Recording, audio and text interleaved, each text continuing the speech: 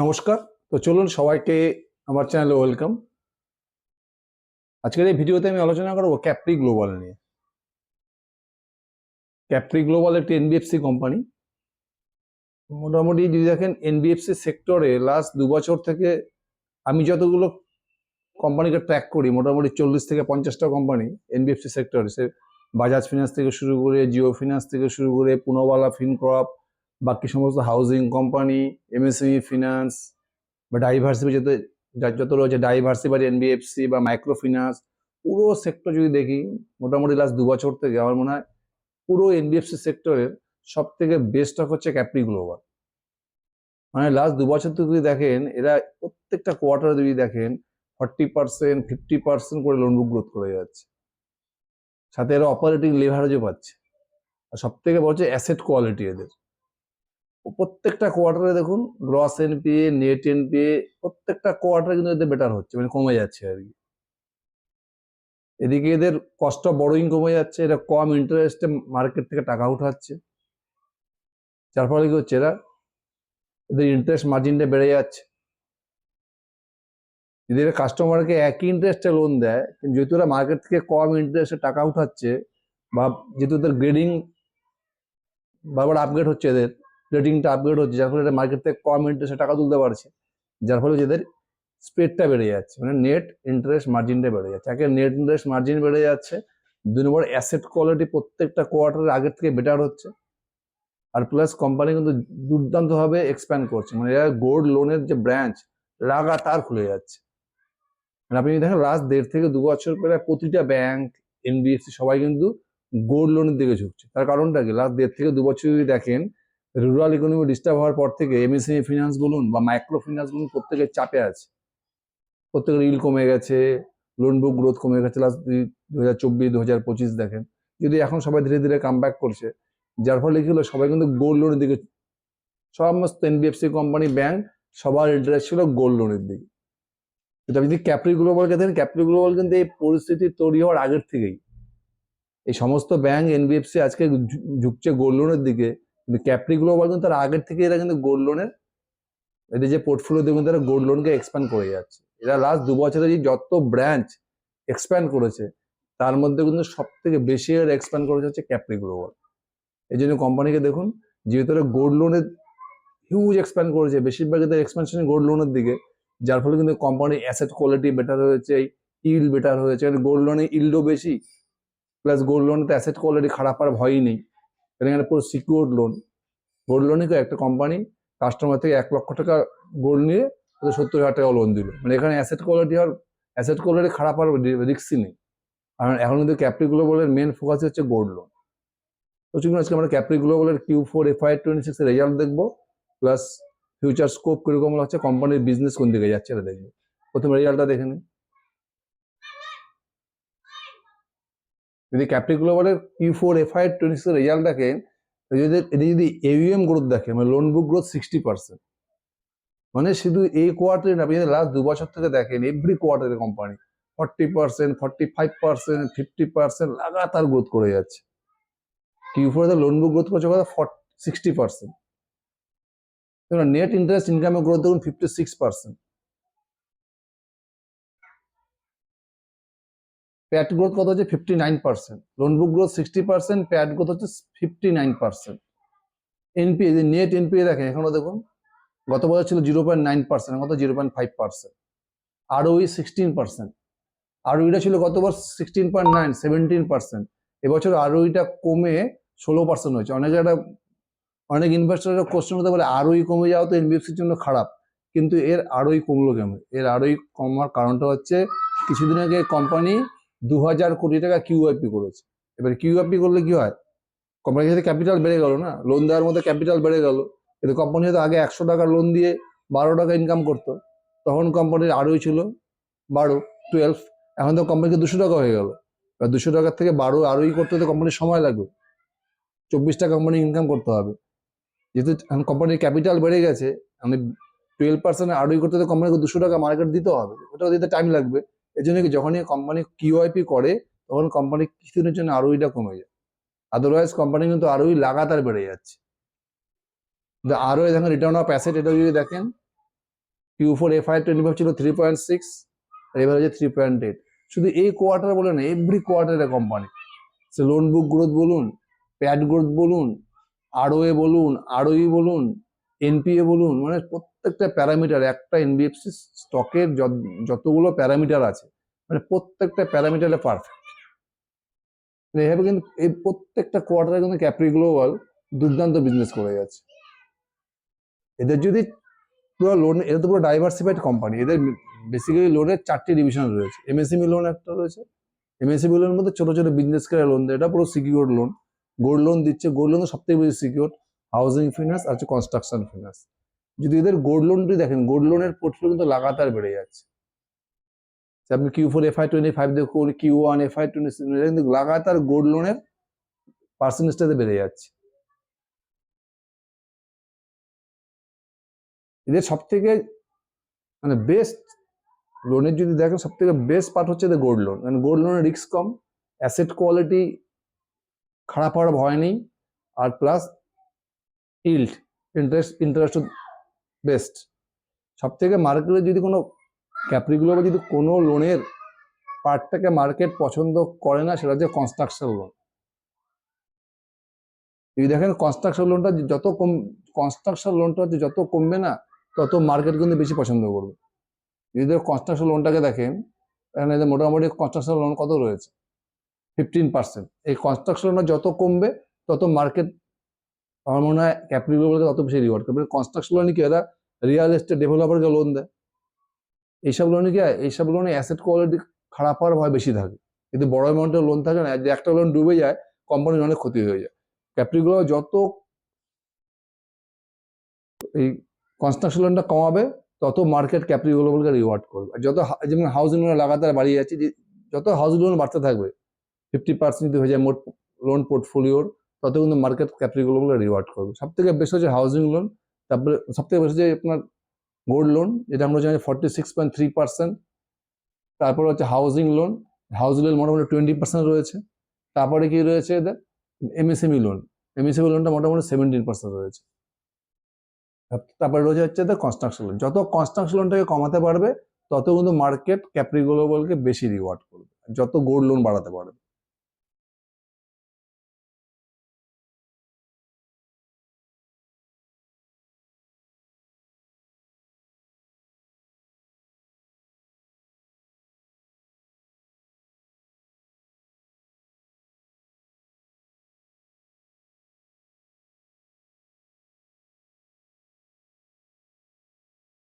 আর একটা বিজনেস রয়েছে, এই বিজনেসটা খুব ভালো, যেটা হচ্ছে লোন অরিজিনেশন।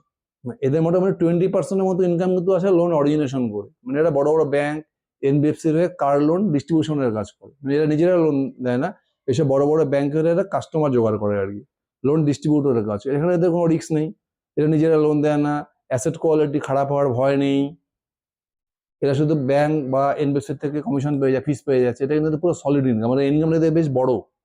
যদি দেখেন মোটামুটি 34,918 মিলিয়ন এখন এদের টোটাল এই সেগমেন্ট থেকে আছে কার লোন অরিজিনেশন। এটা কিন্তু খুব সলিড ইনকাম, এটা কিন্তু একটা ক্যাপিটাল গ্লোবালের বিশাল বড় প্লাস পয়েন্ট।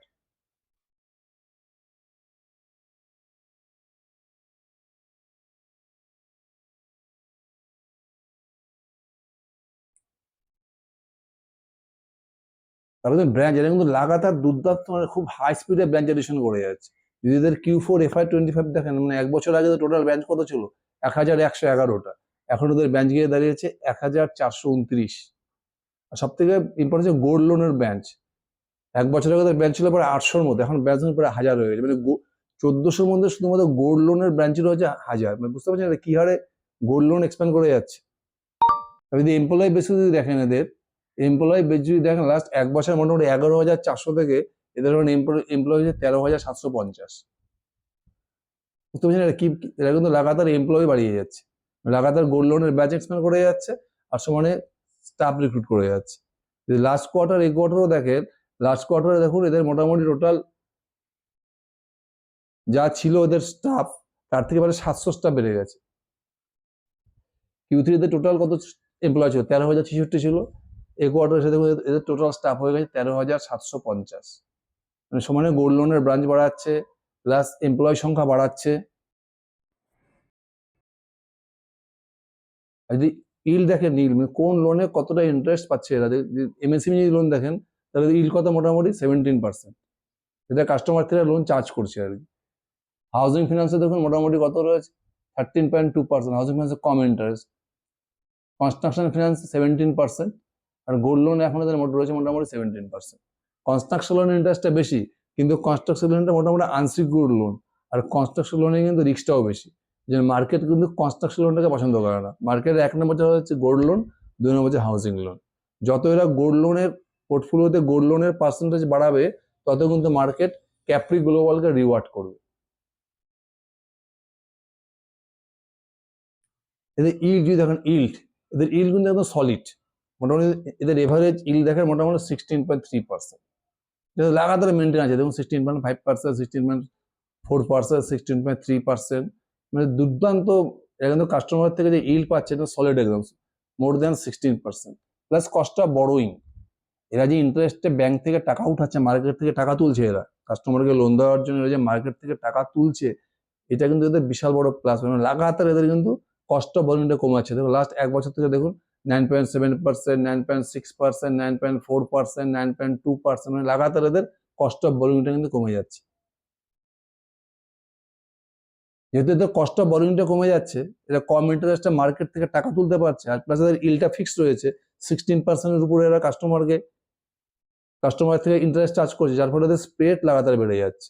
লাস্ট 1 বছরে দেখুন 6.7 থেকে 6.9, 7, এখন কত রয়েছে 7.1, মানে লাগাতার স্প্রেডটা এদের বেড়ে যাচ্ছে,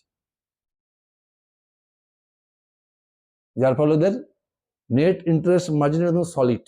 এখন কত রয়েছে নেট ইন্টারেস্ট মার্জিন, ওটা 9.2%, মানে একটা এনবিএফসির জন্য 9.2% নেট ইন্টারেস্ট মার্জিন একদম টপ ক্লাস। এদের net interest margin, asset quality top class, spread top class. এরা এখন মার্কেট থেকে কম ইন্টারেস্টে টাকা তুলতে পারছে, যার ফলে নেট ইন্টারেস্ট মার্জিন একদম যাকে বলে এ ক্লাস একদম।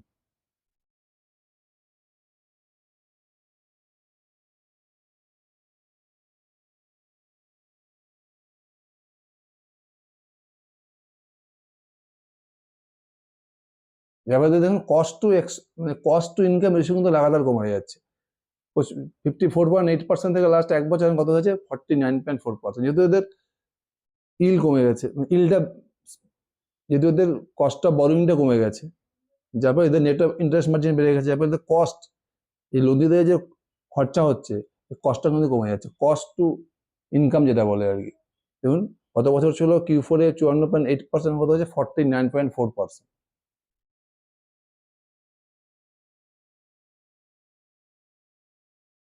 যদি ক্রেডিট কস্ট দেখেন, ক্রেডিট কস্ট দুর্দান্ত। Q4 FY24 কত ছিল ক্রেডিট কস্ট? 1.5%, কত 0.7%, মানে ক্রেডিট কস্ট কিন্তু লাগাতার কমে যাচ্ছে কোম্পানি।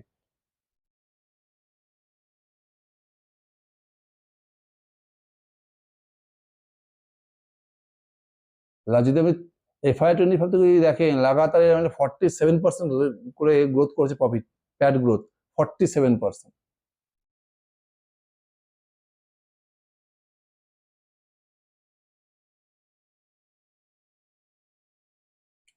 ROE দেখুন 3.1% থেকে ROA মোটামুটি চলেছে 3.6%, ROE 16%-এর উপরে। কোম্পানির গাইডেন্স কি রয়েছে লাস্ট 2 বছরের, মোটামুটি ROE-টা নিয়ে যাবে 18, আর ROE এর গাইডেন্স কত হচ্ছে 4, মানে প্রত্যেকটা প্যারামিটারে কোম্পানির দুর্দান্ত। এবার যদি ক্যাপিটালের রিয়ালটা দেখেন, তাহলে Q4 FY26 এদের মোটামুটি লোন বুক গ্রোথ কত করেছে বলুন 60%, প্যাট গ্রোথ কত করেছে 59%। এখানে অনেকের কোশ্চেন আসতে পারে যে কোম্পানি কিন্তু Q4 এ অপারেটিং লেভারেজ পায়নি। অপারেটিং লেভারেজটা কেন পায়নি? এটা কিন্তু কোম্পানির বিজনেসে কোনো সমস্যা নেই।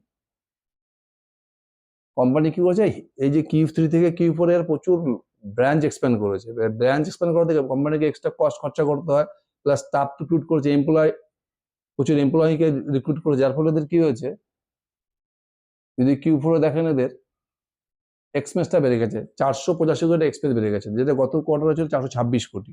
এই যে এক্সপেন্সটা বেড়ে যাওয়াতে কি হয়েছে এদের, আর এক্সপেন্সটা কেন বেড়েছে, এরা ব্রাঞ্চ এক্সপেনশন করেছে বেশি এই কোয়ার্টারে, প্লাস নতুন স্টাফ রিক্রুট করেছে, এমপ্লয়ি এদের নতুন অ্যাড করেছে, যার ফলে এদের এক্সপেন্সটা বেড়ে গেছে, যার ফলে কিছুটা প্যাট গ্রোথ কমে গেছে। কিন্তু কোম্পানির বিজনেস ডিরেকশনের মধ্যে একদম সুপার চলছে আর কি। তার মানে একটা এনবিএফসি স্টকের ক্ষেত্রে যা যা দরকার, কস্ট অফ বড়োইং কমে যাওয়া, স্প্রেড বেড়ে যাওয়া, আরোই লাগাতার বেড়ে যাচ্ছে কোম্পানির 12 থেকে, দেখুন আজকে 2 বছর থেকে এর আরও ছিল 12 থেকে 13, আজকে বাড়তে বাড়তে 16 হয়ে গেছে। যদি এরা কিউআইপি না করতো তাহলে হয়তো আরও এটা 17 পার হয়ে যেত। আরোই লাগাতার বেড়ে যাচ্ছে। অ্যাসেট কোয়ালিটি তো কোম্পানির দুর্দান্ত, গ্রস এনপিএ কমে যাচ্ছে, নেট এনপিএ কমেছে, প্রত্যেকটা প্যারামিটার যদি দেখেন লাস্ট 2 বছর থেকে ক্যাপ্রি গ্লোবাল কিন্তু মোটামুটি এনবিএফসি সেক্টরের সব থেকে দুর্দান্ত। মানে আমি যতগুলো এনবিএফসি কোম্পানি ট্র্যাক করি আমাদের ক্যাপ্রি গ্লোবাল বেস, যার ফলে ক্যাপ্রি গ্লোবাল গাইডেন্সও বাড়িয়ে দিয়েছে। এদের গাইডেন্স ছিল FY 26-এ মোটামুটি 30,000 কোটি টাকা মতো লোন বুক করবে, এটা অলরেডি মোটামুটি 36,000 কোটি টাকার কাছাকাছি হয়ে গেছে। কোম্পানির গাইডেন্স কি আছে, মোটামুটি FY 28-এর মধ্যে 55,000 কোটি টাকা লোন বুক হয়ে যাবে। মানে কোম্পানি ইজিলি নেক্সট 2 বছরের মধ্যে 30%-এর উপরে লোন বুক গ্রোথ করবে, যা গাইডেন্স রয়েছে। মানে প্রত্যেকটা প্যারামিটারের মধ্যে ক্যাপ্রি গ্লোবাল এনবিএফসি বলতে পারেন সেরা স্টক। আপনারা স্টাডি করুন, দেখুন। Thank you.